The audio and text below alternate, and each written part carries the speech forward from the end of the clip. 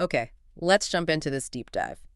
Today, we're tearing into something absolutely critical if you're a startup founder or really anyone building software right now. The world of software product development and strategy, specifically looking at the landscape in 2025. And we've pulled from some really, really sharp sources for this. We look at research from folks who, spend their days deep in the trenches helping founders build products, Right. getting insights from VCs, product leaders, founders themselves, and the teams behind the big development platforms too. Our mission here, really, it's to give you the shortcut, to unpack the key trends, the signals you got to watch, the pitfalls to, well, actively avoid.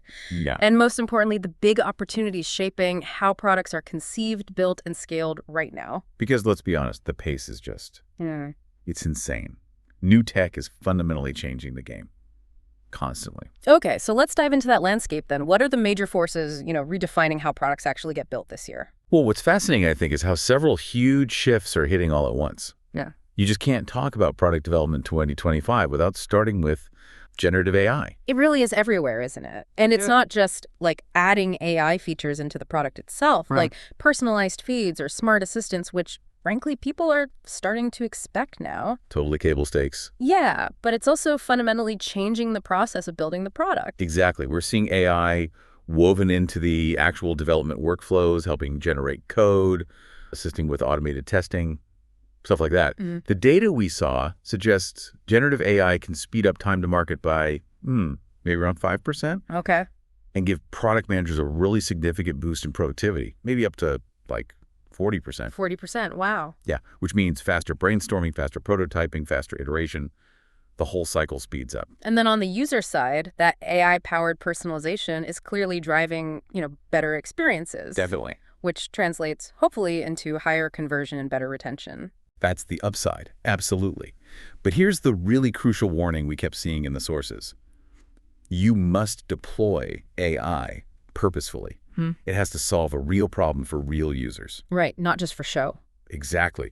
Bolting on AI just for the demo or, the pitch deck, Yeah. that's a major, major pitfall. Got it. Utility over hype. And I guess you also need the right data infrastructure underneath it all to make it work properly, especially at scale. Oh, absolutely. That's key. Then, another massive force is the explosion of no-code and low-code tools. This feels like the true democratization, doesn't it? I mean, drag and drop interfaces, AI helping write code snippets. These platforms like Bubble, Replit, Lovable, they're empowering founders who maybe don't have that deep engineering background to actually build functional software. And speed is just everything when you're an early-stage startup trying to find product market fit, right? Totally. So these tools enable lightning-fast prototyping.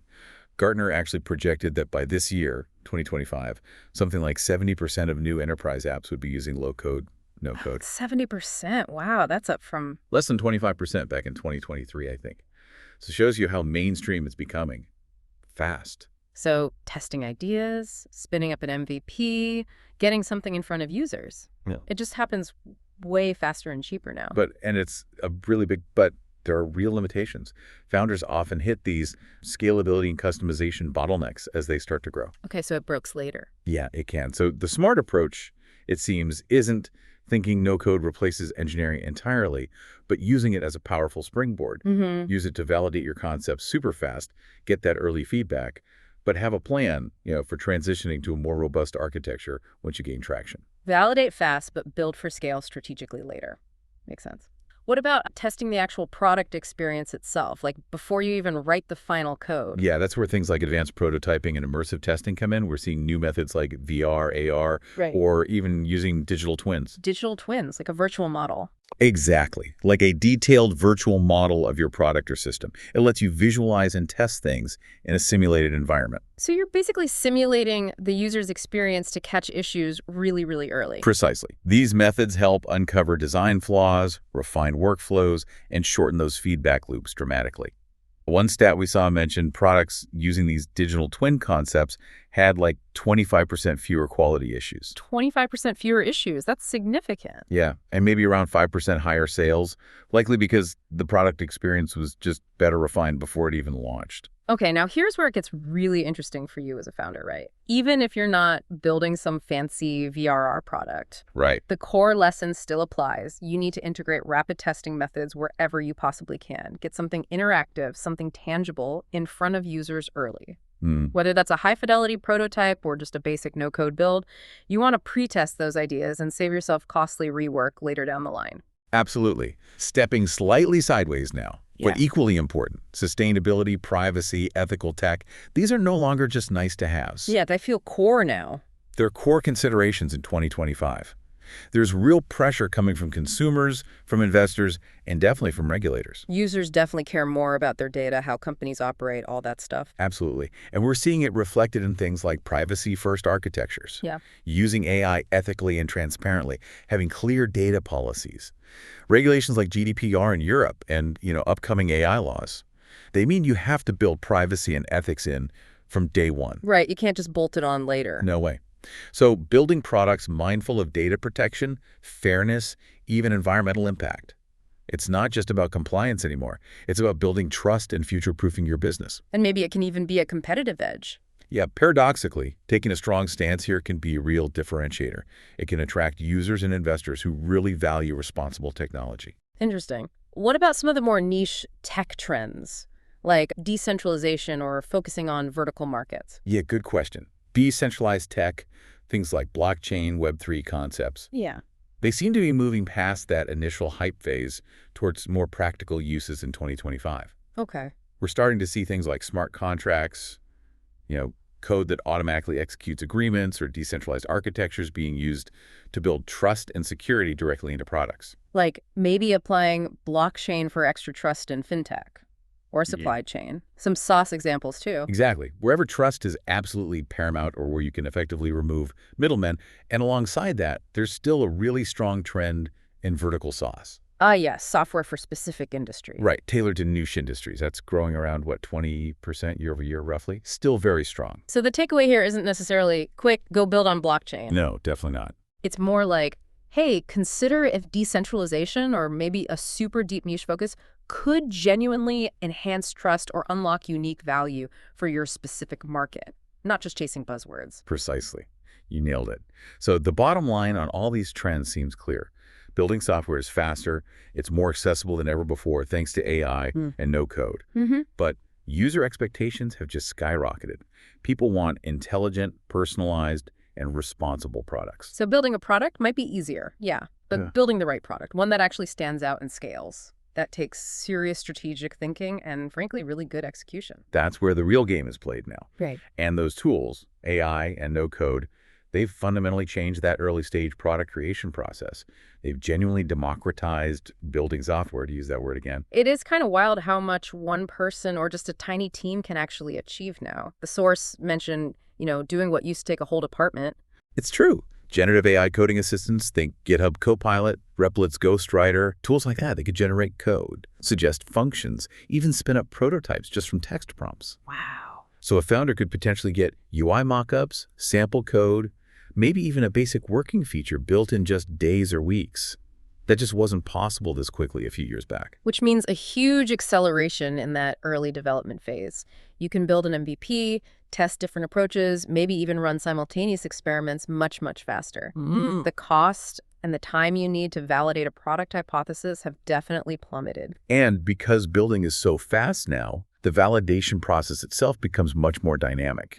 Instead of one big months-long build, Right. you can create several lightweight experiments, maybe using no-code tools, and get them in front of users really quickly. Like spinning up a few different versions of a landing page or a core feature in, say, Buttle, just to see which one clicks. Exactly that. And AI can help automate parts of the feedback loop too quickly, analyzing user behavior data or scanning comments to flag what's working or maybe what's confusing people. So the core lean startup loop, build, measure, learn, that whole cycle just gets way It's faster. dramatically faster. We saw some advisors actually pushing founders to aim to nail product market fit in something like 90 days. 90 days. Yeah. by aggressively using AI for that rapid prototyping and for feedback analysis. But the key isn't just building fast, right? Is having a structured approach to those experiments. Absolutely critical. Clear hypotheses, building the absolute smallest thing you need to test that hypothesis, getting it to users fast, and then being really ready to refine or, pivot based on what you actually learn. Mastering that high-speed iteration cycle, that's a massive competitive advantage right now. Okay, but here's the critical flip side of all that democratization. If you can build that fast, well, so can everyone else. That's the challenge this creates, isn't it? The market is just getting crowded really fast. New apps are launching constantly, not just from other startups, but incumbents are using these tools too. Competition, even in niche areas, is intensifying like crazy. And that fast follower cloning threat is very real if everyone's using the same tools. Exactly. It's easier to copy. As one VC put it pretty starkly, in a world of infinite software, the scarcity is attention and distribution. Oof. Yeah. The ability to simply build isn't the core advantage anymore because the tools are just so widely available. So this puts immense pressure back on product quality, like the real user experience, robust performance, intuitive design, and the underlying strategy. Precisely. Those become the true differentiators. It forces founders to execute exceptionally well on everything around the building part. Like identifying the right problem in the first place. Yes, and crafting a compelling user experience and nailing the go-to-market strategy. All that becomes even more crucial. Another piece of this democratization puzzle is just the sheer number of plug-and-play services out there now. APIs and modules for practically everything. It's like building with high-tech Lego bricks, isn't it? Yeah, totally. You can assemble a product by stitching together services for payments like Stripe, databases like Firebase, authentication like Auth, adding AI features with the OpenAI API. And connecting them all with tools like Make.com or Zapier. Right, those low-code connectors. The obvious benefit is speed, of course, and not needing deep tech expertise in every single little area. But the strategic risk, I guess it's dependency and lack of differentiation. That's exactly. If your product is just a thin layer sitting on top of readily available components, where's your edge? Right. So the advice seems to be, leverage these components for your non-core elements, the stuff that's not unique to you, but invest your real creative energy, your resources, in what makes your product special. Like a proprietary algorithm, maybe, or a custom component solving a really specific workflow. Or maybe the community you build around it, something that's harder to replicate. This raises a really important point, though. Just because the tools are democratized doesn't mean expertise is obsolete. Far, far from it. While AI and no-code empower more people to build something, they arguably make the need for experienced guidance more critical, not less. Interesting. How so? Well, Marty Kagan makes this point really well. Powerful tools paired with strong product sense. That leads to amazing outcomes. But the same tools without that foundational product judgment, that can lead straight to disaster. Right. So AI can generate ideas or code blocks, sure, but it can't tell you if it's the right problem to solve or if that generated output actually resonates with real humans. Exactly. And no code lets you build a UI super fast, but it doesn't automatically craft a winning strategy or delightful user experience. Yeah. The tools give you tremendous speed, but you absolutely need someone experienced knowing where to steer the ship. And the most successful startups seem to be the ones using these tools, yeah, but combining them with experienced product leadership to really amplify their vision and insights. They're not just building blindly because the tool let them. Right. Which leads us nicely into how those core lean startup principles are adapting in this environment. Because the ideas around lean MVPs, finding product market fit, user-centric design, they're still absolutely vital in 2025. It does feel like the minimum in MVP has shifted, though, doesn't it? Like, the bar for what counts as viable is definitely higher. Users just expect more polish now, even from tiny startups. They really do. And thanks to no code and much better design tools, you actually can launch an MVP that looks and feels quite professional compared to, say, the rough drafts of 5 years ago. So you still shouldn't overbuild features. No, definitely not. Focus is key. But the core workflow, the main thing your product does, it needs to feel smooth and satisfying right out of the gate. Yeah, that first impression matters more. So lean startup isn't dead. Not at all. It's just evolving. Okay. The core principle, build less, learn more, quickly, that's more relevant than ever. What's changed is maybe what viable looks like. It includes a higher level of polish now. So you have to balance speed with quality. Exactly. AI and no code lets you build faster and arguably better in some ways. Yeah. But you need the discipline not to build too much just because the tools make it easy. The discipline to stick ruthlessly to validating your core assumptions rather than getting distracted by all the cool features the tech could enable. Yes, the spirit of lean is alive and well. It's just the tactics are evolving because the tools speed up the loop. And maybe the definition of what makes an MVP impressive has shifted upwards a bit. And one really tangible evolution seems to be much faster feedback loops, especially with AI helping out. Oh, for sure. Startups are using AI-driven analytics and experimentation platforms to observe user behavior almost in real time now. AI can analyze feature usage, pinpoint where users are dropping off, even suggest potential improvements based on the data patterns it sees. You can run more complex tests, too, with AI helping generate variations of copy or design elements. Wow, so it really compresses the measure and learn phases of that build, measure, learn cycle. Some teams are even talking about continuous real-time feedback. It's almost like the product is trying to auto-tune itself based on usage. Even simpler applications, like AI clustering open-ended survey feedback or predicting which users might churn. That helps founders iterate more scientifically. So product market fit discovery could potentially happen much faster if you actively use data and AI to get those insights. That's the potential, yes. And it's a big but, data isn't the whole story, is it? PMF still needs that deep qualitative understanding. Right, the why behind the what. Exactly. Use AI to augment your customer discovery, definitely. Use it to analyze sentiment across thousands of reviews way faster than a human could. But don't let it replace talking directly to your users. You still need those conversations to understand the context, the emotion, the why. So user-centric design and that idea of continuous discovery, those remain absolute non-negotiables. Unwavering principles. The most successful startups we see are the ones constantly seeking feedback, observing users, building real empathy. Good agile teams actually bake in time for user research interviews, usability tests, engaging with their community. The difference now is you might use tools to help scale parts of that or do more of it virtually, but you cannot substitute actually engaging with real people using your product.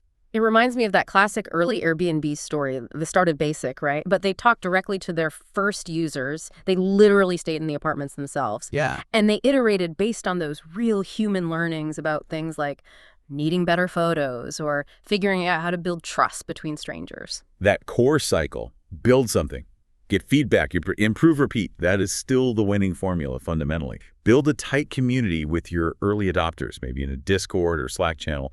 Get that rapid feedback flowing. And user-centric design now also means thinking about stuff like inclusivity and accessibility right from the start, which I guess some tools can help check for too. They can, yeah. Startups that have that deeply embedded user-driven culture just seem to find PMF more reliably, more sustainably. And the strategic approach to actually reaching PMF is adapting too. Yeah, it seems founders are maybe more open to pivoting earlier or more often now, partly because the sunk cost of building that initial MVP is lower thanks to these tools. Right. If the first idea doesn't hit, you can often salvage some components and maybe rebuild something different in weeks, not months like it used to take. Exactly. PMF frameworks themselves are also getting more refined, often leaning on specific metrics, like aiming for that magic 40% score in the Sean Ellis survey. How disappointed would you be if you could no longer use this product? Yeah, the classic PMF question. And AI can help analyze usage patterns alongside survey data to gauge that feeling. Plus, with faster building, you can maybe test your concept across different market segments more easily to find the best fit. You mentioned potential differences between regions earlier, like Europe's market fragmentation versus the huge U.S. domestic market. But the core truth holds everywhere, right? Listen to your users, refine that value prop until it truly resonates. Absolutely. And in design specifically, there seems to be this growing philosophy. Yeah. AI-assisted, human-approved. Okay, what does that mean in practice? It means designers are using AI tools for generating ideas, maybe variations of layouts, copy suggestions, color palettes, that kind of thing, brainstorming fuel. But the human designer uses their judgment, their empathy, their understanding of the brand to select, refine, and ensure the final output is intuitive, delightful, and actually works for people. So AI handles maybe the grunt work or the initial brainstorming, but the human brings the crucial sensibility and polish. Precisely that. AI might personalize interfaces based on data, sure, but a human designer sets the rules, ensures consistency, makes sure it's accessible for everyone, including, say, older users or people on slower internet connections. Right, and important considerations. Yeah. The best teams seem to be pairing that AI efficiency with human creativity, responsibility, and empathy. The mantra is, use the tools, leverage the speed, but always loop back to real user input and human judgment. Okay, so wrapping up this section, lean principles are absolutely still relevant in this faster, smarter world. They're not dead, they're adapting. You win by iterating quickly and focusing intently on user needs. Right. The MVP quality bar has definitely shifted up, but the tools make it feasible to hit that bar faster than before. Embrace the evolution. Aim to make a really great first impression. Leverage AI to speed up your learning loops, but never, ever stop validating that you're solving the right problem for the right people. Yeah, that human-centric, experiment-driven mindset, that's your most important tool, more than any specific piece of software. Okay, now, all this speed and accessibility from AI and no-code, it sounds amazing. But there are significant risks, right? Especially if founders rely on these tools blindly, maybe without experienced product and engineering guidance. This is a really, really important point. What are the major pitfalls founders are actually hitting when they dive into this without maybe thinking it through? Well, scalability and technical debt seem huge. It's so easy to build something quickly in a no-code tool and think, great, it works. Done. Ship it. Exactly. But then many hit serious walls later as user counts grow or the complexity of what they need increases. They run into performance issues, maybe security gaps, or they simply find they can't add the custom features they really need down the line. A tool that's perfect for a few hundred beta users might just crumble under thousands or tens of thousands. And if you didn't plan for that potential transition, you're facing a costly, urgent rewrite right when you should be focusing on scaling up. That sounds exactly like accumulating massive technical debt, doesn't it? Making those quick and dirty choices early on that massively slow you down or break things later. Yeah, it means redoing work, or in the worst case, your product just doesn't function reliably when you need it most. And some of those low-code platforms can create vendor lock-in too, right? Making a transition even harder. That's another risk. The antidote, really, is having technical advisors or maybe early team members on board who can foresee these issues. People who can help plan for a scalable architecture from the start, or at least choose tools that allow for a more graceful migration path later. What about integrating with other systems? That seems like another potential minefield. Definitely. No-code tools especially often struggle with unique or complex integrations, or when you need to implement really advanced custom algorithms that aren't part of their standard blocks. Right. A McKinsey report actually highlighted this, that AI and no-code tools have real limitations when it comes to massive scale and integrating with less common or older legacy systems. So you might not even realize the platform can't do what you ultimately need until you're pretty far down the development path. Precisely. That's the danger. Without experienced technical input early on, you might build quite extensively before discovering that a core piece of functionality or a really crucial integration is either impossible or just prohibitively difficult on your chosen platform. Ouch. Yeah, and that forces you to either drop important features or face significant delays while you scramble to figure out a workaround or switch platforms entirely. You really need to know what lies beyond the tool's core happy path capabilities early on. And what about the quality of the stuff AI generates, like the code or the content? Good question. AI coding assistants are fast, yes, absolutely. But the code quality and, importantly, the maintainability can be, well, uneven. They can inadvertently introduce security vulnerabilities, the code might be inefficient, or just really hard for human developers to read and work with later. We saw one survey that found a pretty significant percentage, something like 61% of AI-generated code needed refactoring by experienced engineers. 61%. That's a lot. And I guess AI-generated content can sometimes feel a bit bland or maybe just factually incorrect. Right. If you don't have a human expert reviewing and refining what the AI spits out, whether it's a code or design suggestions or marketing copy, you run a real risk of launching a buggy, unpolished, incoherent, or even insecure product. So the experts treat AI output as a first draft. Exactly. A draft to be reviewed, tested, and perfected. Skipping crucial steps like code review or proper security testing just because the code was generated quickly, that's incredibly risky, especially when you're moving fast. There's also the risk of just losing focus, right? Yeah. That shiny object syndrome. Oh yeah, big time. AI tools can generate so many ideas and make it so easy to add features almost instantly. This can easily lead to scope creep, building a bloated product that lacks a clear, tight value proposition. It's just too easy to drift from your core mission by rapidly adding every cool little feature the AI suggests. This feels like that Marty Kagan point coming back again, powerful tools without strong product judgment leading to poor products. Absolutely.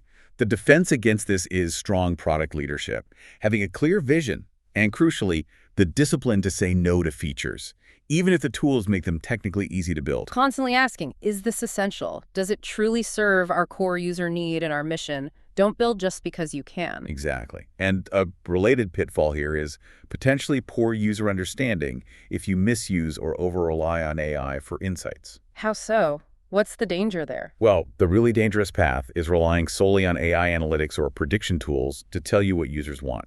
It's fundamentally flawed. Data tells you what is happening, but it rarely tells you why. Right. It's not a replacement for genuine user empathy and understanding. So you might use AI to optimize a conversion funnel based on click data, for example. Yeah. But if the core product itself doesn't actually solve a deep user problem, they'll just churn out later anyway, even if the funnel looks good. Precisely.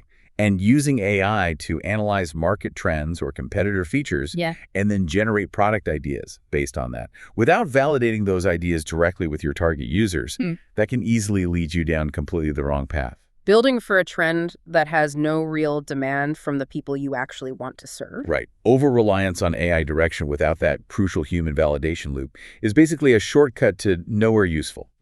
Experienced leaders use AI to analyze the data faster, sure, but they still do the user interviews, they still do the usability tests. So an AI simulation of a user is definitely not a substitute for talking to an actual user. Definitely not. Without human leadership bringing that empathy and qualitative insight to the table, a product built rapidly with AI might technically function, but it could completely miss the mark on what humans actually need and value.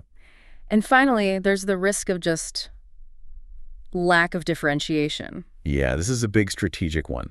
If your product is built entirely from off-the-shelf, no-code components and uses readily available AI, APIs, or standard templates, well, it's inherently easy for competitors to replicate. And that's a significant strategic risk.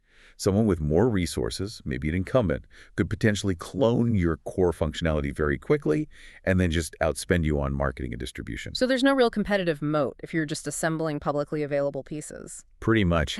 Investors are, understandably, quite wary of startups that look like just a thin wrapper around GPT-3 or a standard no-code template build. Yeah, I can see that. If your core value isn't something unique, like maybe proprietary data you've collected to train a custom AI model, or a custom-built component that solves a very specific workflow, only you've figured out you risk being commoditized very quickly. So avoiding this requires strategic thinking right from day one about what makes your product truly unique beyond just the features you can build with easily available tools. Yes, you absolutely need that special sauce. Without it, you might build a decent product quickly, maybe get some initial users, but you could really struggle to retain them or fight off competition in the longer term. Okay, so summing up these risks. These new tools are incredibly powerful. They're accelerants, but they can accelerate failure just as easily as success if they're misused. Well put. And the common thread across all these pitfalls seems to be the absence of seasoned insight, lacking that technical foresight, solid product judgment, an eye for quality, and real strategic thinking. Experience truly makes a difference here, which leads us into a really critical question founders face. Given these powerful tools and these significant risks, do you try to DIY it solo? Or is there real strategic value in partnering with experienced product teams or agencies? Right. What's the thinking here? Is it just about getting the code written faster, or is it something more fundamental? It's definitely more fundamental. Building a successful product, one that finds PMS and scales, is fundamentally about making the right strategic decisions at every single stage. It's not just about the mechanics of writing code, as one founder CPO put it in our source material. Staying on top of trends is important, but building a great product isn't just about writing code. It's about making the right strategic decisions at every stage. So experienced teams can help you actively avoid those expensive mistakes we just talked through, like overbuilding features, choosing insecure tech stacks, maybe misscoping the MVP or neglecting critical requirements. Precisely. They fundamentally de-risk the entire journey. They can help pinpoint the truly essential features for your MVP, plan for a scalable architecture right from the outset, even if you build it iteratively, and help you allocate your precious resources effectively. That guidance upfront could save months of wasted effort. Or prevent catastrophic, costly rebuilds down the line. Absolutely. And partnering also gives you instant access to that cross-functional excellence, right? Strategy, design, engineering, maybe data science, all working together. Yeah, a strong product team brings all those disciplines together, and crucially, they usually have established ways of working and communicating effectively. That's incredibly difficult for a solo founder or a small, inexperienced group to replicate quickly. So partnering basically gives you a battle-tested unit with proven workflows and a track record of delivering quality. It's like instantly adding a seasoned, high-performing product department to your startup, essentially. You get a great product designer ensuring a delightful UX, a sharp product manager keeping everyone focused on value and strategy, and an experienced engineering lead ensuring robust, secure, scalable code. They tend to work efficiently. They communicate well, often with that culture of direct feedback, radical candor, all aimed at improving the product. And this translates directly into faster execution and typically higher quality results than a less experienced team or individual might achieve on their own. And that speed and efficiency, it frees the founder up, doesn't it, to focus on the absolute core tasks that only they can really do. That's a key strategic benefit, definitely. Things like customer development, sales, marketing, fundraising. The irreplaceable founder stuff. Exactly. Founders often underestimate the sheer time and energy involved in managing complex product builds, especially if they're not technical themselves. Partnering lets you delegate that implementation complexity to experts. So the founder can keep their eyes on the market, the customers, the overall business growth. Right. Focus on what only the founder can do. Setting the vision, leading the charge, talking to investors and key customers. And a structured approach from an experienced team also ensures those crucial steps, like thorough testing, compliance considerations, deep user research. They don't get skipped in the rush to build. Which means you often get a more robust, higher quality MVP delivered faster than if you try to juggle everything yourself. Which means you start validating with real customers sooner. It accelerates the whole learning process. Okay, let's talk about the elephant in the room, the cost. Partnering with a quality team or agency is definitely going to cost more upfront than just buying some no-code tools or hiring a single freelancer. It certainly does. There's no denying that.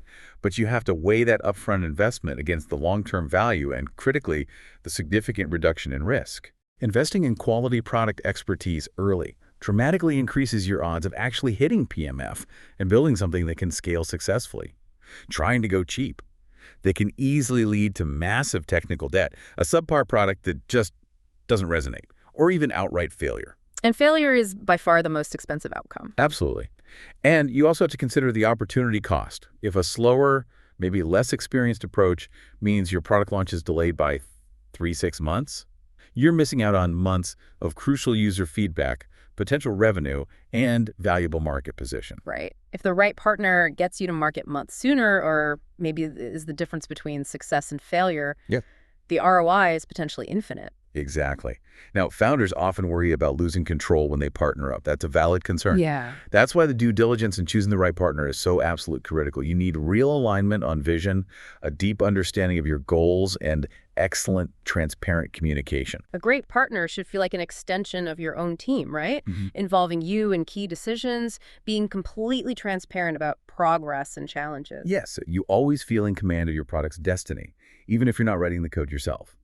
Partnering also solves another huge challenge for early startups: access to top talent. Yeah. Hiring experienced PMs, designers, engineers. It's incredibly competitive and expensive right now. Brutal. So partnering lets you effectively rent an assembled team of experts who are already great at working together. You get immediate access to seasoned pros who've built and scaled products before. Precisely. It's like fast-tracking your project with a senior team versus relying on maybe a single junior developer or trying to manage multiple disconnected freelancers yourself. The difference in output, speed, and strategic guidance can be just night and day. And an agency with deep startup expertise, they can also act as mentors, right? Yeah. Helping you understand product best practices, refine your go-to-market, maybe even prepare for investor conversations. That knowledge transfer is often an invaluable, though sometimes intangible benefit. You're paying not just for the build, but for guidance, for a proven process. For many non-technical founders, it's like an accelerated education in building great products. So it's really about finding that balance between the founder's vision and control and expert collaboration. Absolutely. You have to approach it as a true collaboration. The founder must stay deeply engaged, even if the day-to-day execution is delegated. The goal is to marry your unique, deep understanding of the user problem and the market, Mm. with the team's expertise in product strategy, user experience design, and technical implementation. Mm. When that synergy works well, the result is almost always far better than either side could create alone. So the founder provides the deep user insights, the market context, the why. And the team provides the expertise on UX best practices, technical feasibility, security, scalability, the how to build it well. Right. Founders who just sort of hand off a spec document and disappear, Hmm. they rarely get the outcome they hoped for. No, you have to remain the core champion and visionary for the product throughout the process. The best teams work almost like technical co-founders alongside you. They run detailed discovery workshops, involve you heavily in design reviews, and constantly iterate based on your feedback and your understanding of the market. So you maintain control over the why and the core what, while leveraging their expertise on the how and maybe refining the details of the what together. That's the sweet spot. Exactly. The founder drives the vision, the experienced team figures out the best way to execute it, and importantly, brings their own insights and experience to make the product even stronger along the way. Okay, the bottom line on partnering seems pretty compelling then. It really can dramatically increase your probability of success, plain and simple. It helps de-risk your journey and significantly accelerates your path to launching a quality product that actually has a real chance of scaling. Those powerful new AI and no-code tools are fantastic, yes. They are amazing tools. But they are tools. And like a high-performance sports car, they deliver the best and safest results when they're in the hands of experienced drivers. Great analogy. Combining your innovative idea with a veteran product team.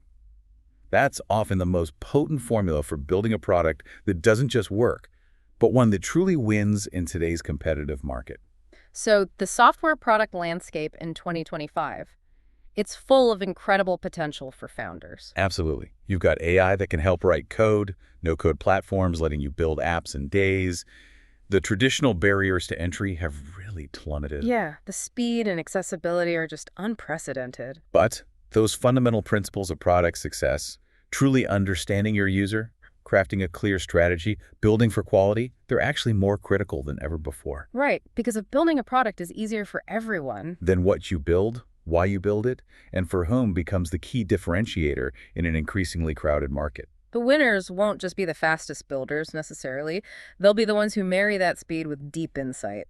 Exactly. Yeah. True user understanding, thoughtful design, and a solid plan for distribution and scaling. That's the winning combo. So if you're navigating this world right now, what's the core advice distilled down? I think it's this. Embrace the new tools, absolutely, but do it thoughtfully. Use AI and low code to amplify your capabilities and speed things up, but never, ever let them replace your strategic thinking, your user empathy, or your human judgment. Technology should serve the strategy, not dictate it. Perfectly put. Stay lean, stay user-focused, yes, but recognize that the bar for a viable first release has definitely risen.